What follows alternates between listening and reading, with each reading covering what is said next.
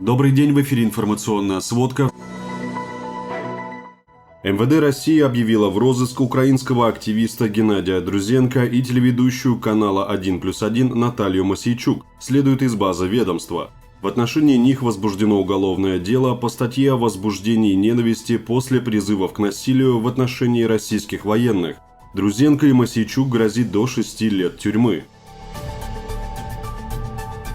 В Кишиневе в скором времени покинут 45 сотрудников российского посольства. Среди них не только дипломаты, но и технический персонал. По информации пресс-службы МИДЭИ, численность российского посольства в Кишиневе будет сокращена на 25 человек, 10 из которых дипломаты, 15 работники, отвечающие за административную и техническую сферы. Представители МИДЭИ заявили, что их действия являются ответом на недружественную политику России. Ранее они обвинили посольство Российской Федерации в сборе секретной информации при помощи специальных устройств. Ранее посол России Олег Васнецов раскритиковал действия молдавских властей по сокращению численности персонала посольства России. По его мнению, Кишинев подрывает сами возможности диалога между двумя странами. Министр иностранных дел Российской Федерации Сергей Лавров обсудил с коллегой из Пакистана Билавалом Бхутто Зардари сотрудничество в торговой, экономической и контртеррористической областях. Об этом сообщили на сайте Российского Министерства иностранных дел. Диалог министров проходил по телефону. Разговор состоялся по инициативе пакистанской стороны, дополнили в Министерстве иностранных дел России. В городе Пхеньяне состоялись переговоры министра обороны Российской Федерации Сергея Шойгу с его коллегой из Корейской Народно-Демократической Республики генералом армии Кан Сун Намом. Шойгу выразил благодарность властям КНДР за приглашение посетить Пхеньян. Он заявил, что с первых минут почувствовал заботу и внимание к себе. Он подчеркнул, что его визит в Северную Корею проходит в дни празднования 70-летия победы корейского народа в Отечественной освободительной войне.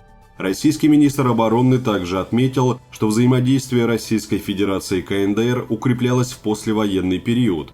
Россия, по его словам, относится к Северной Корее как к важному партнеру, с которым страны связывает общая граница и богатая история сотрудничества. Шойгу выразил намерение развивать двусторонние отношения по линии оборонных ведомств. Начиная с 4 часов утра в среду, 26 июля, предпринимают попытки прорыва российской обороны на запорожском направлении. Об этом рассказал в Рио губернатор Запорожской области Евгений Балицкий. По словам главы региона, противник столкнулся с ожесточенным отпором со стороны подразделений вооруженных сил Российской Федерации. В частности, неприятель атакует в районе Работино, Новоданиловки и Новопокровки. По предварительной информации, не добились успеха и понесли тяжелые потери. Помимо личного состава, речь может идти о 10-15 единицах бронетехники, в том числе нескольких боевых машин пехоты Брэдли американского производства. Кроме того, украинские военные за минувшие сутки 36 раз вели огонь по населенным пунктам Запорожской области на Пологовском, Токмакском и Васильевском направлениях.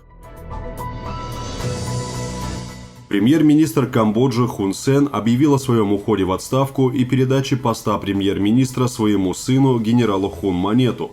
Хун Сен объявил о своем решении в специальном сообщении, заявил, что больше не будет занимать должность премьер-министра, а его сын Хун Манет станет новым премьер-министром страны.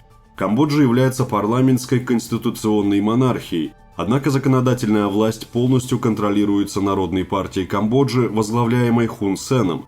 В прошлое воскресенье в стране прошли выборы, после чего избирком сообщил, что НПК получает 120 из 125 мест в Национальной ассамблее.